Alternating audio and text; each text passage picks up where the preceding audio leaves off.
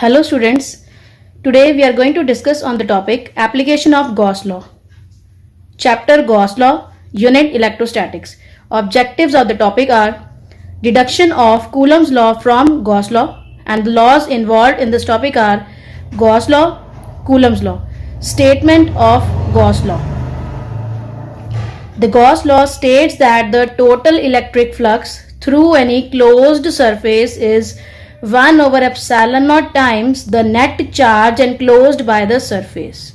Here we have seen the word coming here is electric flux. Now what is electric flux? Which this we have already done in the previous topic. Again I am going to explain. Electric flux is the total number of electric lines of force crossing a given area, and it is denoted with phi. Phi equal to Q over epsilon naught. What is Q here? Q is the total charge which is enclosed inside the surface. And what is epsilon naught? Epsilon naught is the permittivity of the free space. Now I hope you have understood Gauss law. Let's proceed towards Coulomb's law.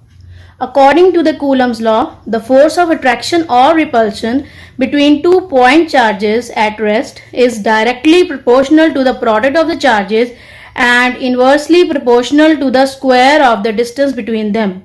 Now in Coulomb's law, there are many things which we have to keep in mind.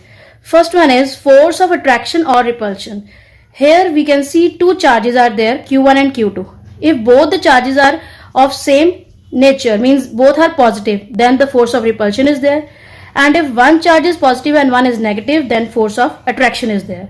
Then comes 2 point charges. Why we have taken point charges? Point charges are basically very small charges at rest. You should also know that Coulomb's law is applicable only when the charges are at rest. So these three conditions are necessary for the Coulomb's law. Is directly proportional to the product of the charges. Product of the charges, this is the product, and inversely proportional to the square of the distance. This is the distance, square of the distance, and they are inversely proportional.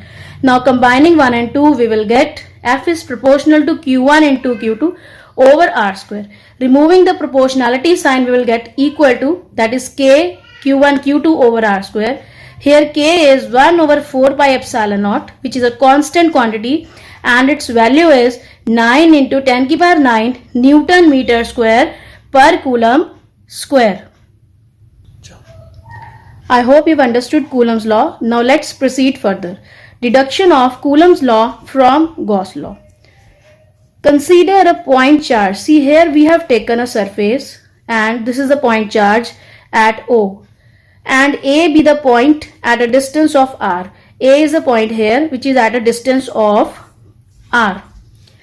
The surface taken here is spherical. As we can see, it is circular, being two-dimensional. If it would have been three-dimensional, then it would be spherical. Now since we are talking about Gauss law, so we will have the surface named as Gaussian surface. E is the electric field which is acting outward. Electric field is acting outward, and ds is the small surface. ds is the small surface which we have taken over here. Now the direction of E and ds are outward. The direction of E and ds are outward. Since E and ds are in outward direction, therefore the angle between E and ds is 0 degree.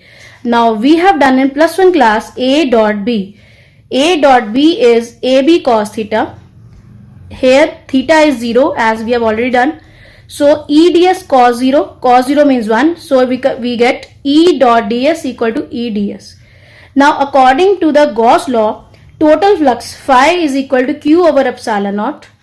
Flux also has a formula E dot ds closed integral. Now why we have taken here integral which is closed?